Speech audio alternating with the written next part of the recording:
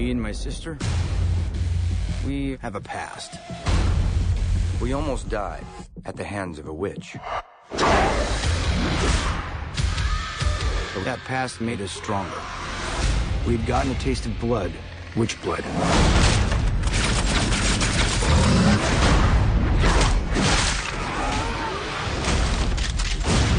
And we haven't stopped since. Asshole and Gretel. Man, every time there were moments in the movie where there were moments in the movie where somebody would say, Hansel, I thought they said asshole. You must have been tired or something. Yeah. Although Renner, as usual, was playing kind of a taciturn asshole. Like, oh, don't be such a jerk, Hansel. Fuck you. Well, they are German, right? So, I mean, that kind of makes sense. Man, they're everything in this movie. They have people who have British accents, American accents, German accents. They don't give a shit. Oh, they're pulling that shit again where they just don't give a fuck. You know, they don't. Gemma Arterton, what did you say her name? Arterton. You talking to me now? You know I'll fuck up a name in a minute. And don't even ask co-host because you know. What's Cyrus? You tell me. It looks like Arterton. Arterton. That's phonetically. It's Arterton. Like, everybody loves that chick, but she does nothing but a thick British accent, no matter what she's and in. She Prince of Persia, British. She's just got a no accent here, like American, but it's slips a lot to the point where I was like, kept having to go, wait, is she doing an accent? And Hansel doesn't have one? No. I was gonna say, is Jeremy Renner just not even gonna try? Yeah, no. It's just he Costner's through it. Is that the whole problem with this is felt like the only person who was trying was the person who originally came up with the idea and designed a lot of the stunts and the action. The guy who wrote it on paper clearly was having fun designing it, but everybody else was like, "Oh, fuck it." Yeah, and that's pretty much it. Jeremy Renner and Arterton, Gemma Arterton, is in there. Yeah, they're Hansel and Gretel. They're all grown up. They hate witches and they kick ass. That's it. And they say fuck a lot. That's the R rating. There's some boobs, there's lots of CG gore, and like literally it's embarrassing how many opportunities they sandwich in fuck and fucking and motherfucker, and you're like, really? They didn't really do it all that much. It got to they never said motherfucker. It got to early on, I think they said motherfucker. No, they never said motherfucker. Are you sure? I thought very positive. So basically, this isn't a Mickey Mouse Productions, right? No, this ain't. No. This is not. No, this is grown-ups. I mean, listen. Or it would be. I can tell you right off the bat. I don't know what to tell you about this movie. It's. Have you? Hey, co-host. Yeah. Hey, Leon. Yes. You seen Sinbad on TV? Oh yeah. Wait, Sinbad the sailor or Sinbad the comedian? Fuck it. You seen Sinbad? Hopefully it's the comedian. He's my favorite. No, okay, not the comedian. No, how about what's that chick's name? Cinderella? Xena? You seen Xena? You seen Hercules? Yeah. You've seen all those. The Action Pack Hour, yeah. Now imagine somebody gave them a couple of extra $100 or something, and then they said, you know what, go crazy. Just make it as gory and bloody and show some titties every now and then. And wow. Hey, you know what? You could throw a fuck in there. That's what it is. But that sounds like a co-host birthday party. I was about to say, like, you keep throwing this word at me, titties. So I got titties all over my face now. There's one set. Yeah, one. And you barely kind of see it. Wait. You guys you said it's titties here everywhere. Yeah, now you're saying suddenly it's one it's set lots you of barely cleavage. see. Lots of cleavage. Oh, well, you can see that That's not the same thing as titties. There's just enough titties to let you know this is rated R. This is for grown-ups. And that's what this movie wants to do. This movie is a little kid that's finally been able to watch rated R stuff. Yep. That's because that's what the movie's relishing in. But a really dumb little kid. Yeah, Wait. Now you're starting to talk my language. Yeah. That little boy, this movie is the equivalent of that little boy who just walked in the room and Daddy finally didn't chase you out. Daddy, why don't you doing it now? Daddy said, you know what? Come on here, bud. Look at some of these titties right here. You man now. So it sounds like to me like you're saying it's kind of like a Todd McFarlane wet dream. No, I wouldn't even say that much. It's got elements of that Spawn Dark Ages type crap in it, really, where it's like lots of crossbows that go whoosh and they can fire multiple directions at once and, Gatling guns with darts and shit. So like Van that, Helsing, right? Yeah, exactly. It sounds like Van Helsing to me. That's exactly it. This movie wanted to go out and they wanted to be more of a fun but darker and more frat boyish kind of Van Helsing. And in certain parts of it, it's okay. It's never to me. I don't know about you, Cyrus. Never to me was it bad. It's a movie, like I said, that's just relishing so much in that. It's the gimmick here. Oh. Take a fairy tale and we just made it adult. We put gore and blood and cursing in there, and it doesn't seem to really progress beyond that. There's no real story progression. There's no real build up to any kind of big climax. There's no real character in here to root for. I'm kind of you kind of bumming me out right now because I just found out tonight that this was actually directed by the guy who did Dead Snow, right? Which is a movie which I loved. Quite a bit, I really thought it was maybe great. it makes all the difference when it's in English or something. I don't know, but because this didn't Tommy really Wirkola. work. Yeah. And the thing is, like, part of the biggest problem here is that the dialogue is just flat. It's not very interesting. The plot, everything is telegraphed way ahead of time. So, and they act like, oh, wait till you see what's coming next. Yeah, I knew like an hour ago what was coming next. It's not very surprising. You don't give a shit. There's no chemistry between the two leads. Like, they not only don't seem like brother and sister, they seem like they can't stand each other most of the time. Damn. I mean,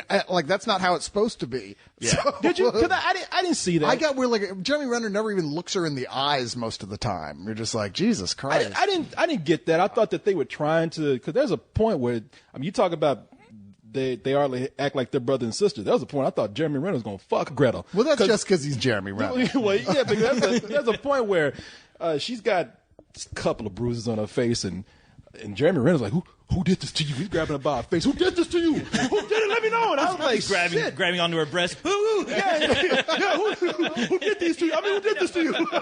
Stop doing that every time. No.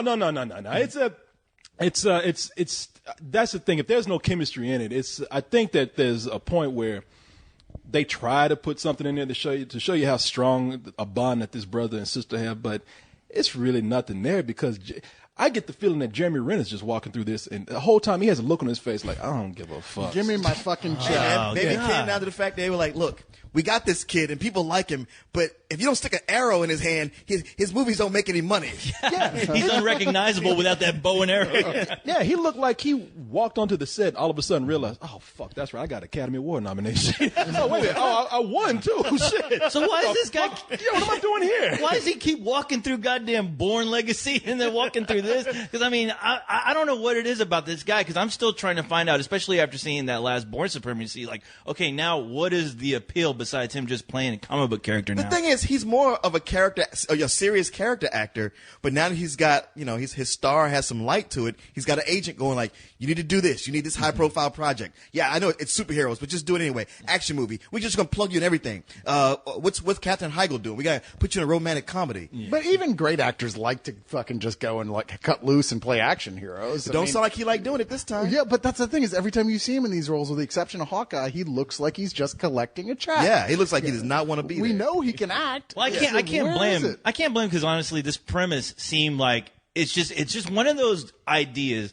to me at least, that should be handled so much better. I mean, I don't know how many times like I've seen these old stories, where they put this modern spin, they just make an all-out action movie where it's like, hey, how about we get Hansel and Gretel and make a Blade movie, huh? And I'm like, how do you fuck that up? Well, I'll tell you why. Because this movie, instead of really having fun with it, the movie wants to be cool.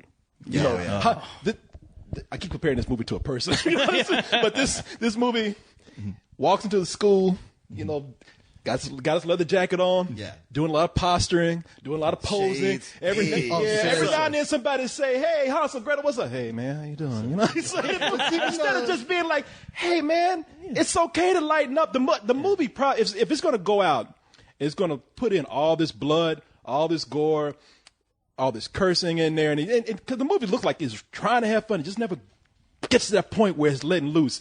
The moment Hansel and Gretel come on, they're anime posing. They're throwing their big guns behind their shoulders. I mean, they actually came on and posed when they said their names. They came in, they said, "I'm Hansel and I'm Gretel." Did they have that big ching? Yeah, that was the only thing they missing was the only thing that was missing was the sound of ching and that little sunlight, that spotlight or that lens flare that was in there. They even have the goofy sidekick to like be the audience going, "Wow, that's fucking cool!" Like just like that. Like the little boy in the town's like, "I'm a big fan. You guys are so awesome." Like at one point, literally pull out a big gun. He goes, "Fuck, that's cool." You're like, really? I don't want to make it sound like they're really just trying to be trying to be in your face with their maturity. Like I was saying, I can count the number of times they said "fuck" in the movie. It's probably about 5, but there's a lot of gore in there, and the nudity is very light. It's lame gore, for the record. Yeah. But is it fun? I mean, but there are certain points where it is fun. I mean, because another reason why this movie should have just gone way over the top is because if you don't have Jeremy Renner there underacting, you got everybody else coming on and overacting. Peter Stormare just comes in. I mean, you thought he had an accent before. He is going off. Yes, with the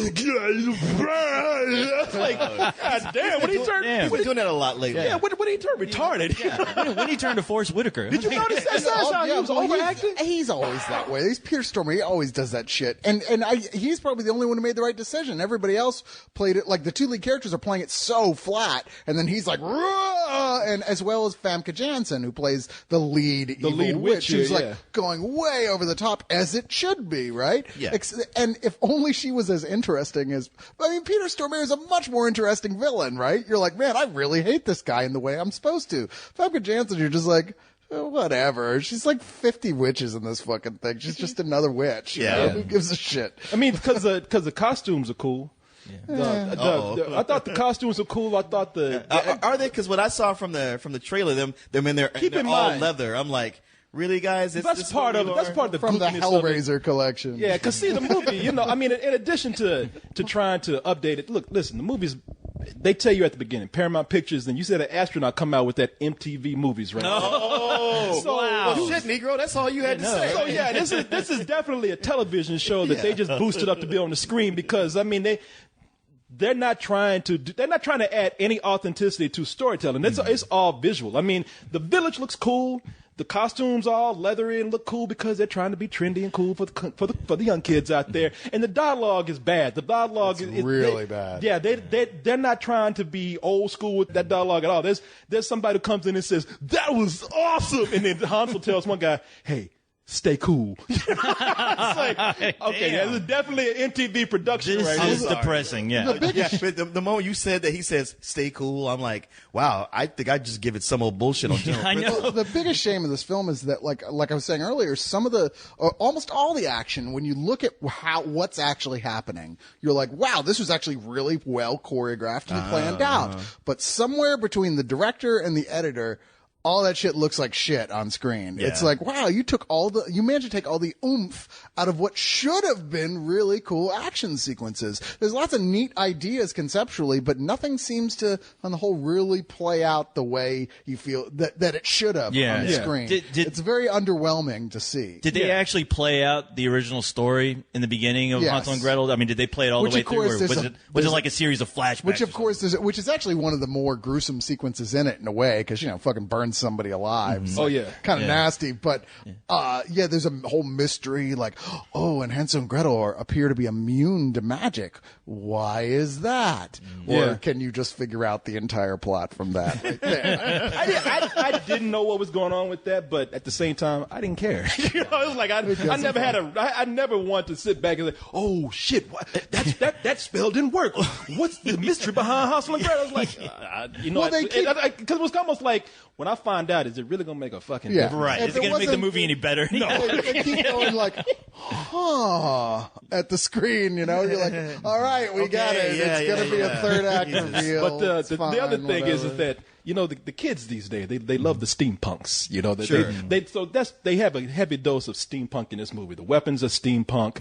Some of they actually have a device that. Did they even have steam back in the days of Hansel? They even have. Wait, hold on. They have what do you call those things where you put it on people's hearts and you like clear the paddles? Yeah, they got a defibrillator. They got a steampunk well, it's a stun gun technically. That they use as but what got me is got a squirrel running to make it work. Hamster man shit. But what really got me is that they have steampunk diabetes in this. I'm not even kidding you. Okay, what is that? Check out this. Like early on when they're kids, you remember the classic story? They're being force-fed sugar by the witch. Make them fat so the witch can make some frog gua from apparently, their because Hansel was force-fed so much witch candy, he got witch diabetes. Oh, you can't be serious.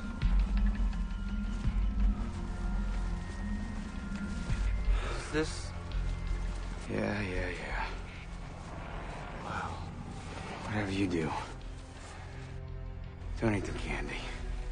And now he's got a steampunk watch that tells him whenever it's time to inject himself with magic diabetes insulin to fix himself. Which, of course, at like the exact moment when it would be worse in the film for it to go off, which means he immediately loses all sense of control. And the best part of it is that Wilford Brimley comes out and says, time to take care of your diabetes. Seriously. If you're going to hunt witches, make sure you take care of your diabetes. Eat your oatmeal. It's the right thing to goddamn do. So there's a point that that's how I got in trouble the first time. There's a point they're not even trying to show, like, look, this is like old stuff mixed with like modern weaponry. There's a point you're just like, fuck it, it's just modern weaponry. Yeah. It's like, he's got like a giant Gatling gun. Yeah, when I saw the Gatling gun, I was like, give me a fucking break. I thought for sure he was going to at one point pull out his steampunk cell phone and call his sister. I thought that's what was happening. Yeah, because they got steampunk albums and everything. Seriously. And the old Tech 9. And the funny part is like, you see him too because he's fighting witches and he just has to stop and say, oh boy, Hansel got to take his sugar right now. got my sugar. You know how black people say, my guy take shots from my sugar. You don't want to lose your foot. And that fool, now keep in mind, that fool got diabetes, but teeth just as nice as can be. Of course. Yeah. I just want to see a scene where he plans to pull his pants all the way down so his ass is exposed while he's fighting vampires. Like, hold on, sister. He got diabetes, but he ain't got cavities. I don't know. Maybe that's part of being fucking, having that witch spell or some shit. I don't know. But you got the nice teeth spell. But it's all that steam. Like I said, you don't care about anything, and this is just that. It sounds like you don't. No, you don't. Like it's a waste of time to care. You don't. You're only hurting yourself by caring. The moment you sit up here, I mean, listen, if you give a shit after seeing him take a medieval diabetes shot, then go ahead. You buy right into this bullshit. But I didn't. That's not to say that it's not fun in some parts. What I mean by you don't care, and you don't care about any of the characters. They're describing this as an action horror movie, but there's no real horror in there.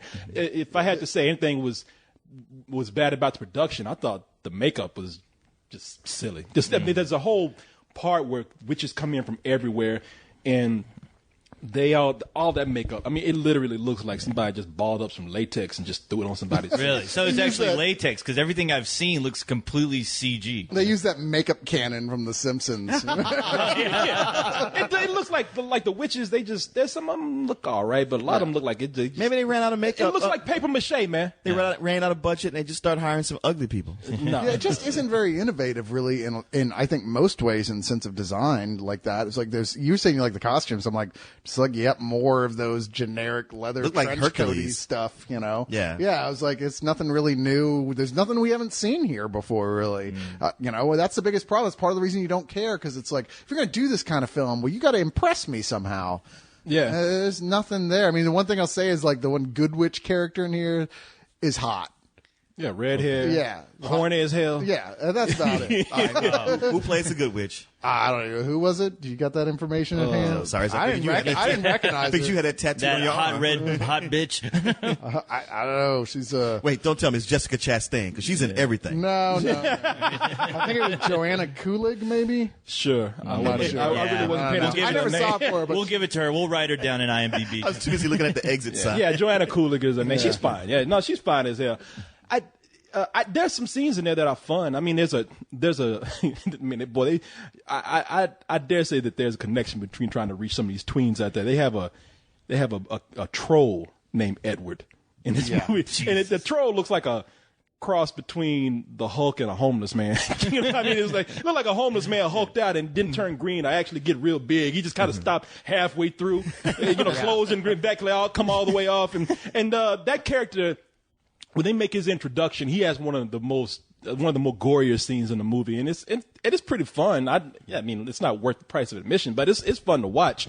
But the people that you really come to see kick ass.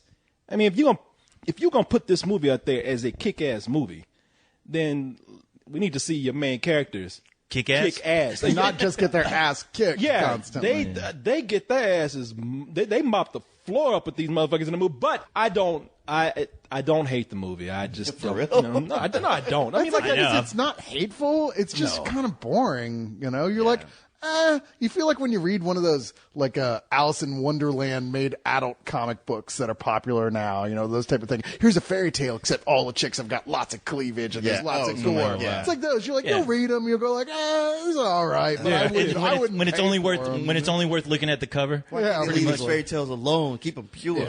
I mean, the same thing that MTV's doing with Teen Wolf, the same thing I told you about these other movies. This is that TV show. It just has, like I said, to get it into theaters, they just want to use the word fuck every now and then and throw some blood in there.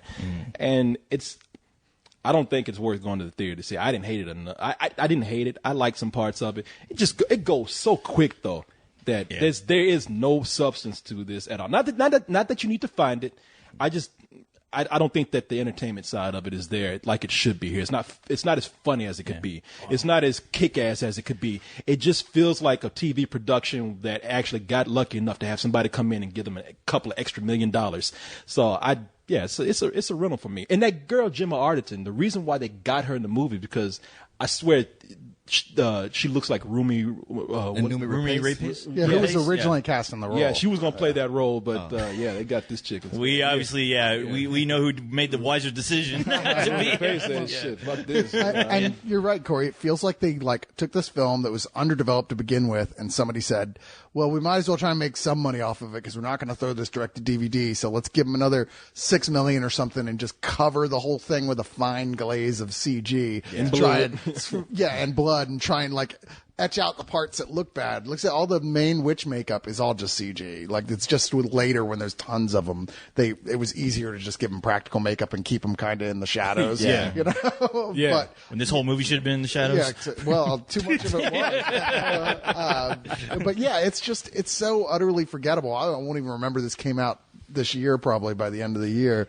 This is I'd give it a low rental. It's worth a rental if it sounds like your type of thing. But other than that, you should probably skip seeing it IMAX 3D didn't help. The 3D was awful. You thought so? I thought 3D was kind of cool. I hated the 3D. Did you? Because I saw it at the IMAX. I liked it. I thought the 3D, it doesn't sustain through the whole film, but maybe I'm just a coward. You know me, because I was the one, when we saw Texas Chainsaw Massacre, I was the one that fucking screamed and ducked when he threw that chainsaw. I ran out the theater.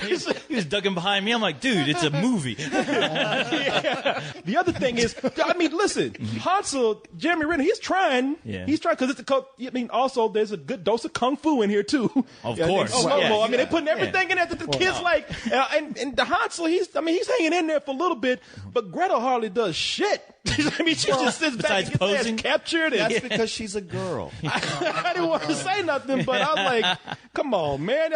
That's how it was back then. They didn't know how to fight. It was stupid. She spends half the movie tied up, beat up, tore up. And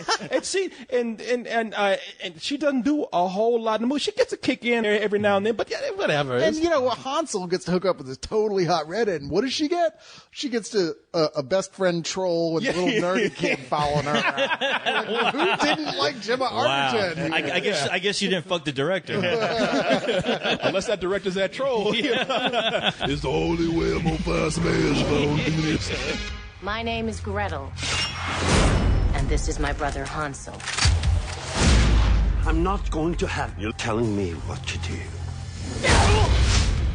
How do you best kill a witch? Cutting off her head tends to work. Hate that one.